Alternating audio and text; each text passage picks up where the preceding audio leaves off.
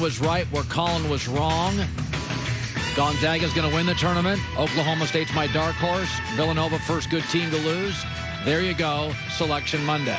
Joy Taylor is joining me. Joy, how are you? I'm great. I've not recovered from my move on Saturday, and I am not envious of you today. It's moving day, and I traditionally, as it rains when I move, and I actually had beautiful weather. Beautiful. So today I'm sorry it's about raining. that. I passed that to you.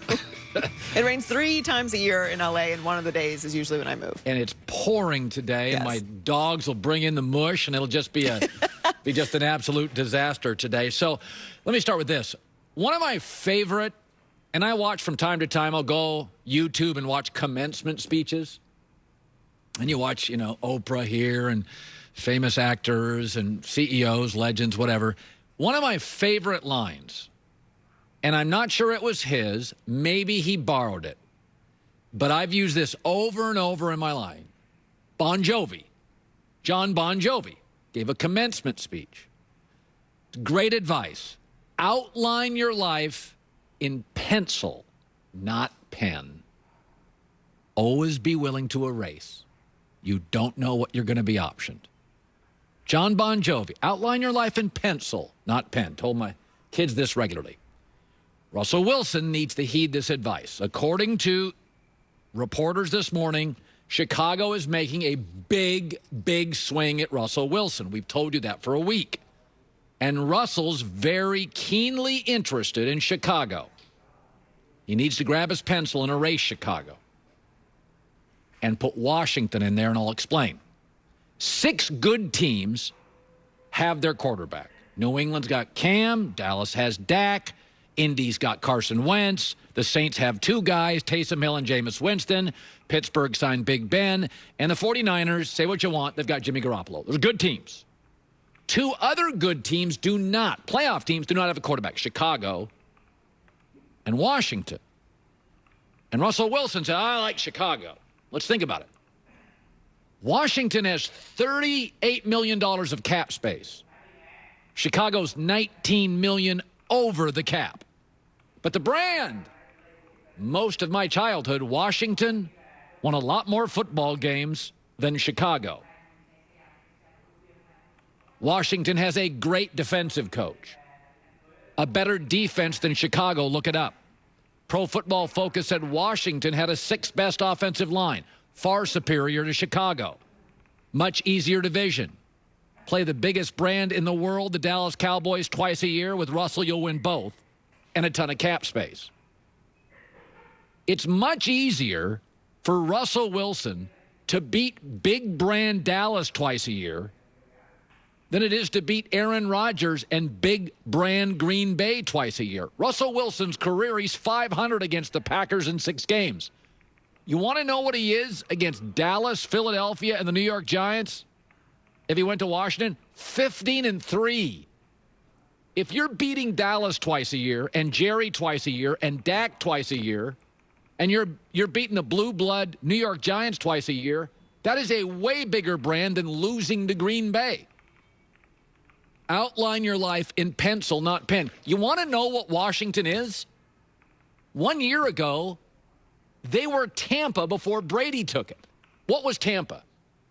They'd been 7-9, veteran head coach, super talented defense, promising O-line.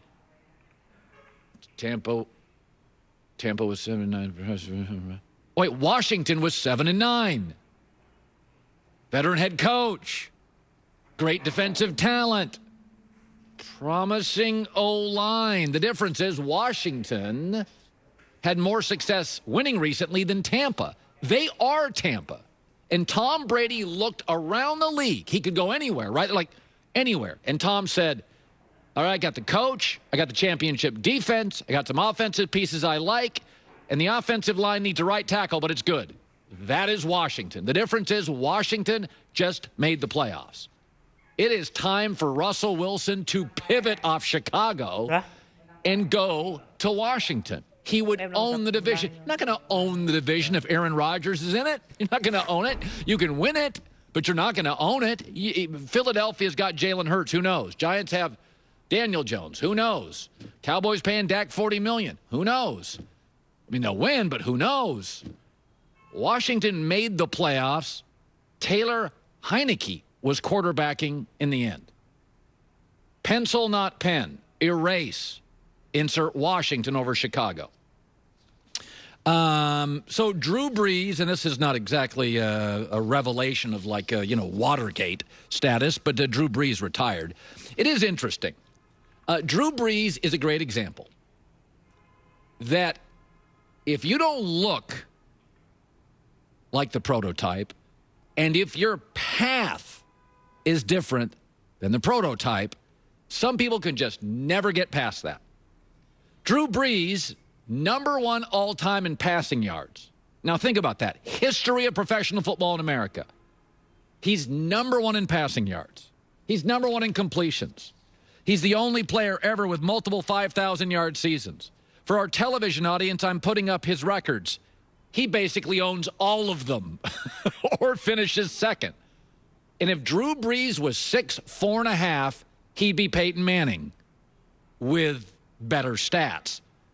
He has the most games ever of 3 touchdown passes. He has the most games ever of 4 touchdown passes. He has the most games ever of 5 touchdown passes. It's the Steph Curry syndrome. But he doesn't quite look like we think a star should look, and his path was different. Purdue, Steph Curry, Davidson. Wait a minute. The best player in the league can't be from Davidson. The best quarterback in the league can't be from Purdue, and then he gets hurt, and then he wants to go to Miami, and he ends up with the Saints. And this is a big deal for me. He ends up with the Saints. They were the worst franchise in the league. Just think of what he dealt with the Saints. They were called the Aints. Historically, one playoff win ever. People wore bags on their heads. He gets there. And they become, last 15 years, an elite top 3 to 4 franchise. That's worth something. If Drew Brees was 6'4.5", you turn on sports radio in America, and I listen to people for hours argue Drew Brees at a top 12. Take his stats, make him go to a football power like a Texas, Ohio State, or Michigan, make him number 1 or 2 in everything. Would we argue it? It wouldn't be worth a segment. And people, well, he's not this guy. He's not that guy. Folks, Joe Namath looked like a quarterback should look in the 70s. He was tall and handsome with a big arm. Joe Namath's the prototype. But Joe Namath has more losses than wins in his career and more interceptions than touchdowns. Joe Namath's number one trait, and I know Joe and like him, was being cool. Drew Brees' number one trait, I don't know, was being accurate. If your route's a little different, if you don't look like everybody thinks you're supposed to, 6 feet, out of Purdue, not a huge arm, people just can't wrap their brains around it. He is the most accurate thrower of the football I've ever seen. Period. In all the years I'm watching football, in his 10 to 12-year prime, he threw the ball more accurately than anybody has ever thrown the football.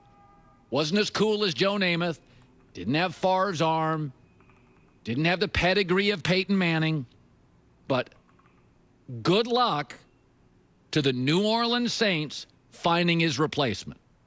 And 1 year from now, you want to know what the Saints are going to look like? Like New England looks this morning. Crossing your fingers and praying you can get a name quarterback past his prime. Be it Cam Newton, be it Taysom Hill, be it whoever it is. It's remarkable to me that you would waste a radio segment arguing Drew Brees is not a top 10 quarterback of all time. Look at his numbers. Look at the injury. Look what he inherited. Look what he turned around. He dealt with Katrina. He owns the record book, first or second in almost everything that matters. Drew Brees, way to go.